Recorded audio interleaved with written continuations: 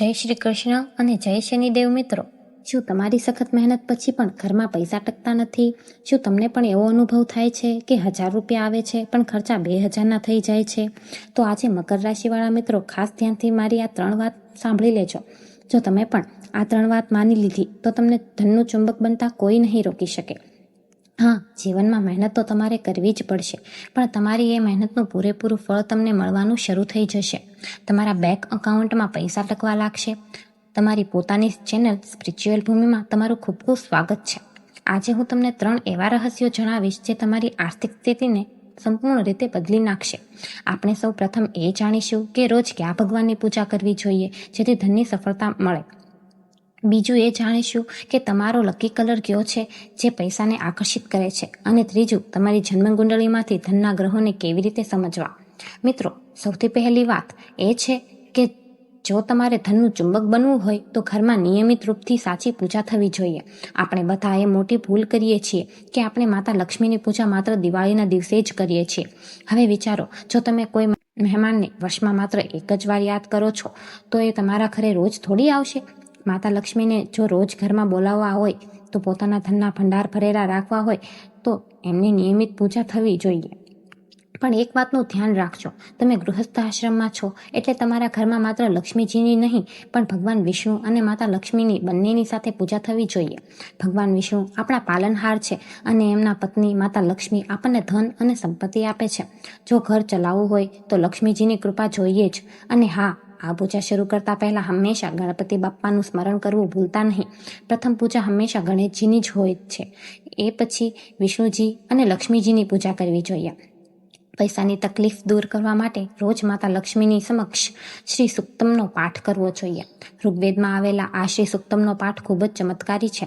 જો તમને સંસ્કૃત નથી આવડતું અથવા વાંચતા નથી ફાવતું તો ચિંતા ના કરો. તમે તમારા મોબાઈલમાં યુટ્યુબ પર શ્રી સુક્તમ ચાલુ કરીને રોજ સવારે સાંભળી શકો છો. જે પણ વ્યક્તિ આ પાઠ રોજ સાંભળે છે તેના ઘરે માતા લક્ષ્મી હંમેશા આવતા જ રહે છે. મારી આ વાત માનીને જુઓ, જીવનમાં કદી પૈસાની ખોટ નહીં પડે. સાથે સાથે કુબેર દાદાની સ્થાપના પણ ઘરમાં કરવી જોઈએ. માતા લક્ષ્મી આપણને ઐશ્વર્ય આપે છે, સુવિધાઓ આપે છે, પણ જે તિજોરીમાં પૈસા જમા થાય છે, બચત થાય છે, તે કુબેરદેવની કૃપાથી થાય છે. દિવાળી પર કુબેરદેવને સ્થાપિત કરો. અને હા, દર દિવાળીએ માટીની મૂર્તિ બદલી નાખવી, કારણ કે પૂજા કરતાં કરતાં તે ખંડિત થઈ શકે છે. પણ એમની પૂજા રોજ કરવાની રાખજો. સાથે જ કનકથરા સ્ત્રોતનો પાઠ પણ ખૂબ શુભ માનવામાં આવે છે. આ પાઠ લક્ષ્મીજી અને કુબેરજીને સંભળાવો, પછી જુઓ તમારા ઘરમાં કદી પણ દરિદ્રતા નહીં આવે. હવે આવીએ બીજી ખૂબ અગત્યની વાત પર. તમારો લકી કલર કયો છે? ખાસ કરીને જો તમારી મકર રાશિ છે અથવા તમારા નામનો પહેલો અક્ષર આ રાશિ મુજબ આવતો હોય. મકર રાશિના લોકો માટે ડાર્ક કલર, ખાસ કરીને ડાર્ક બ્લુ અથવા ભૂરા રંગના શેડ્સ ખૂબ જ ફાયદાકારક હોય છે. આ રંગ તમારા માટે ધનનું ચુંબક બનવાનું કામ કરે છે. આ રંગને તમે કેટલીક સાચી રીતે વાપરો છો તે તમારી પોઝિટિવ એનર્જી નક્કી કરે છે. હવે આ લકી કલરનો ઉપયોગ ક્યાં કરવો તે સમજો. તમે જે કપડાં પહેરો છો તેમાં આ રંગનો વધુ ઉપયોગ કરો. તમારી બેડરૂમની દિવાલ પર આ રંગનો પેઇન્ટ કરાવી શકો છો. તમારા બેડની ચાદર, ઓફિસની ખુરશી કવર, ટેબલ ક્લોથ, પડદા કે પછી તમારા મોબાઈલનું વોલપેપર. દિવસમાં આપણે મોબાઈલ કેટલી વાર જોઈએ છીએ? ત્યાં જો તમારો લકી કલર હશે તો તે તમને લગાતાર લકી કલર બનાવશે. તમારા ઘરના બારણા પર કે ગાડી પર આ રંગનો ઉપયોગ કરી શકો છો. જ્યાં પણ રંગ પસંદ કરવાની વાત આવે ત્યાં પોતાના લકી કલરને જ પ્રાથમિકતા આપો. હવે ત્રીજી અને સૌથી અગત્યની વાત, તમારી જન્મ કુંડળીમાં ધનના ગ્રહો. હર કોઈ પાસે પોતાની કુંડળી હોય જ છે. તેમાં જે લગ્ન ચાર્ટ હોય છે તે ખોલો. ધન માટે 3 ગ્રહો ખૂબ જ અગત્યના છે જે જીવનની દિશા બદલી નાખતા હોય છે. પહેલો ગ્રહ છે શુક્ર. શુક્ર એ જીવનમાં સુખ, સુવિધા અને લક્ઝરીનો કારક છે. જો કુંડળીમાં શુક્ર મજબૂત હોય તો માણસને કદી પણ પૈસાની કમી નથી પડતી. તે ગમે તેવા ગરીબ ઘરમાં જન્મ્યો હોય તો પણ તે મહેલ જેવા ઘરમાં રહે છે, સારી ગાડીમાં ફેરે છે અને સારા કપડાં પહેરે છે. પણ જો શુક્ર જ 6 નંબરની રાશિ એટલે કે કન્યા રાશિમાં બેઠો હોય તો તે નીચનો ગણાય છે, જે તમને પૈસાની તંગી આપશે. 12 નંબરની રાશિ એટલે કે મીન રાશિમાં શુક્ર ઉચ્ચનો ગણાય છે, જે ખૂબ ધન આપે છે. બીજો ગ્રહ છે બુધ. બુધ એ વ્યાપાર, બુદ્ધિ અને વાણીનો કારક છે. બુધ પણ લક્ષ્મીનો કારક છે.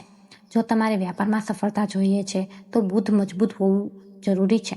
જો બુધ 12 નંબરની રાશિમાં હોય તો એ નબળો ગણાય છે, પણ 3 કે 6 નંબરની રાશિમાં હોય તો તે ખૂબ શુભ ફળ માનવામાં આવે છે. કુંડળી જોઈને અંદાજો લગાવી શકો છો. ત્રીજો ગ્રહ છે ગુરુ અથવા બૃહસ્પતિ. જો ગુરુ મજબૂત હોય તો સમાજમાં માન સન્માન મળે છે અને ધન આપોઆપ આવે છે. આજે જેની પાસે પૈસા છે તેની પાસે નામ પણ છે અને લોકો પણ છે. 4 નંબરની રાશિ એટલે કે કર્ક રાશિમાં ગુરુ ઉચ્ચનો હોય છે, જે ખૂબ સફળતા આપે છે.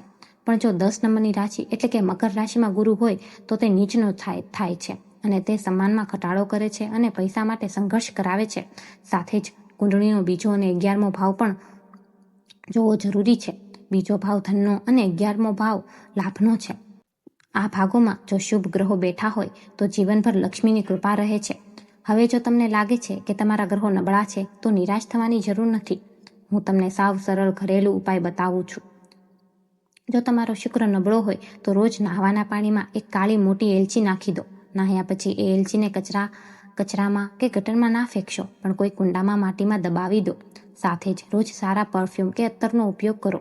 શુક્રદેવને ખુશ્બુ ખૂબ ગમે છે. ફૂલોની ખુશ્બુવાળું અત્તર લગાવશો તો 21 દિવસમાં શુક્ર મજબૂત બની જશે. જો તમારો બુધ નબળો હોય તો રાત્રે સૂતા પહેલા એક મુઠ્ઠી આખા લીલા મગ પાણીમાં પલાળી દો. સવારે ઉઠીને આ પોચા થયેલા મગ કબૂતર કે પક્ષીઓને ખવડાવી દો. સાથે જ કોઈ પણ માતાજીના મંદિરે જઈને સેવા કરો. તન મન ધન જે થઈ શકે તે સેવા કરવાથી બુધ ગ્રહ ખૂબ જ શુભ ફળ આપવા લાગશે.